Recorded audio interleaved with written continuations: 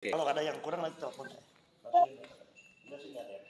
Ini layar mulai sekarang.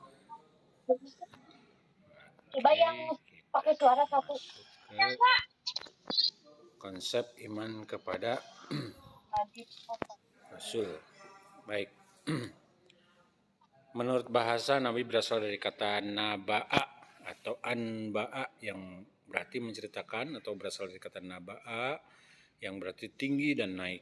Hal itu karena Nabi adalah makhluk yang mulia dan yang memberitakan wahyu dari Allah Subhanahu wa taala. Naba'a itu artinya memberitakan.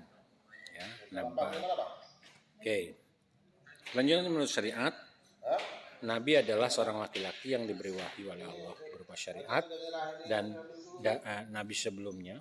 Ya, jadi Nabi sebelumnya dilanjutkan oleh Nabi sesudahnya dan dia mengajarkan kepada orang-orang sekitarnya. Rasul adalah seorang laki-laki yang diberi wahyu oleh Allah dengan membawa syariat dan ia diperintahkan untuk menyampaikan kepada umatnya. Jadi Nabi dan Rasul itu kurang lebih sama. Ya, Nabi dan Rasul itu kurang lebih sama. Hanya saja Rasul itu lebih dikenal. Kenapa? Karena dia lebih menyeru pada banyak orang. Sementara Nabi biasanya untuk dirinya sendiri dan untuk keluarga sekelilingnya saja.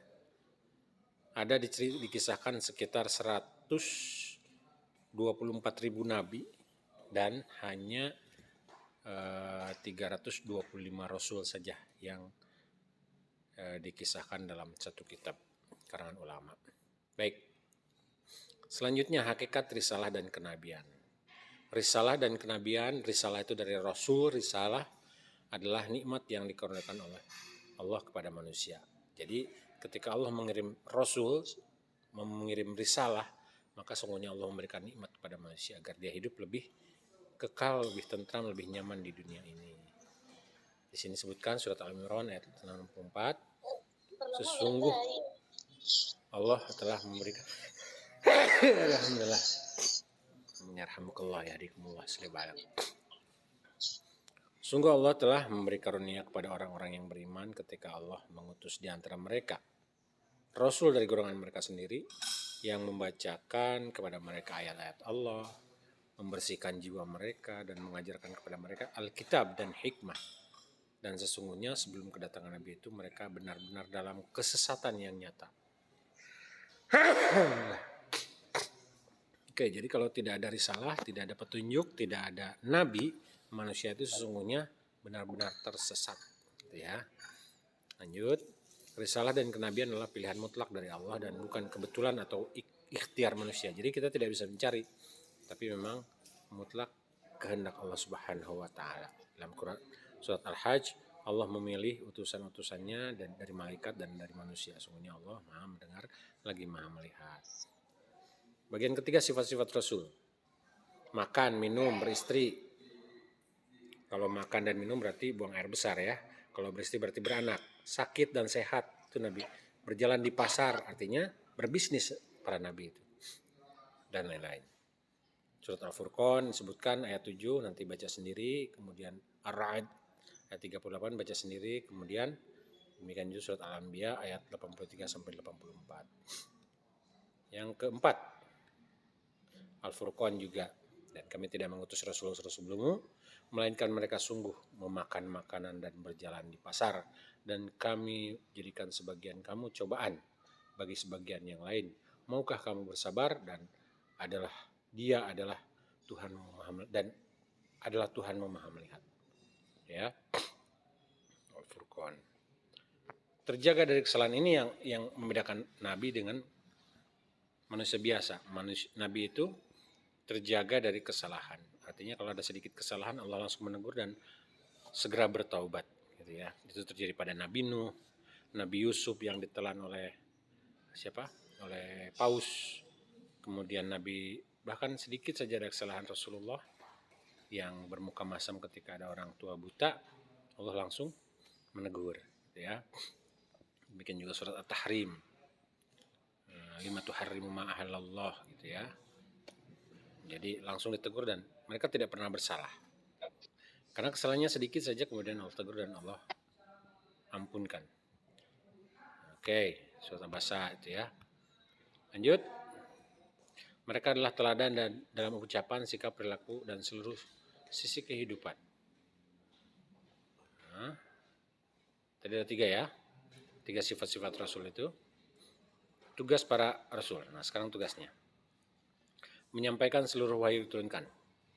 Jelas, mereka wajib menurunkan. Yang kedua, tilawah tazkiyah.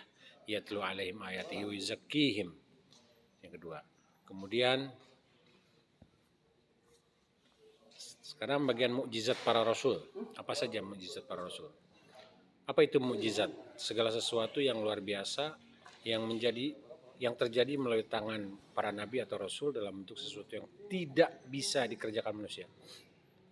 Jika keluar biasaan tersebut di tangan orang ahli maksiat, maka disebut sihir. Jika di tangan ahli taat disebut dengan karamah atau ma'unat. Jadi kita punya keahlian, sebetulnya bukan kita yang ahli, tapi Allah yang memberikan keahlian itu sehingga bukan kehendak kita untuk hal itu terjadi. Gitu. Beda dengan ahli maksiat. Ahli maksiat mau begini mau begitu, itu jadi sihir namanya. Dibantu oleh jin. Sementara Rasulullah, para nabi itu kejadiannya yang memang Allah kehendaki dan Allah perintahkan untuk terjadi.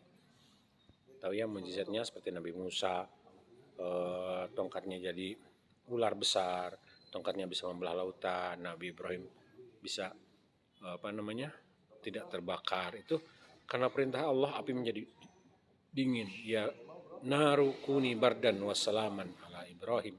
Itu disebutkan dalam Al-Quran seperti itu.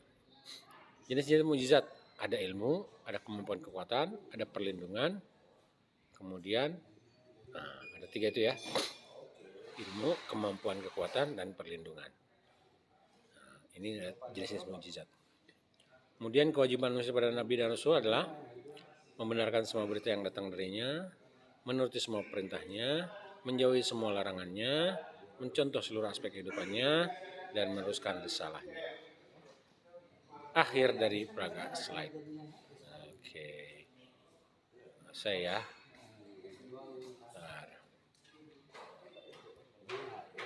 baik, sampai sini ada pertanyaan? Tidak ada, alhamdulillah. Ada pertanyaan dari teman-teman?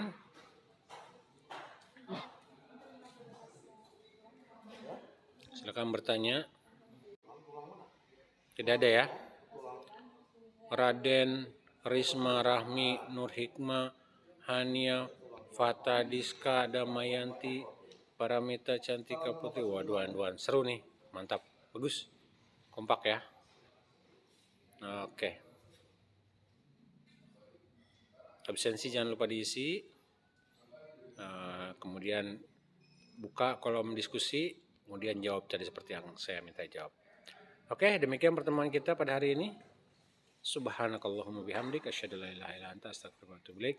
Nanti saya kirim file ini atau rekaman Zoom ini melalui YouTube ya.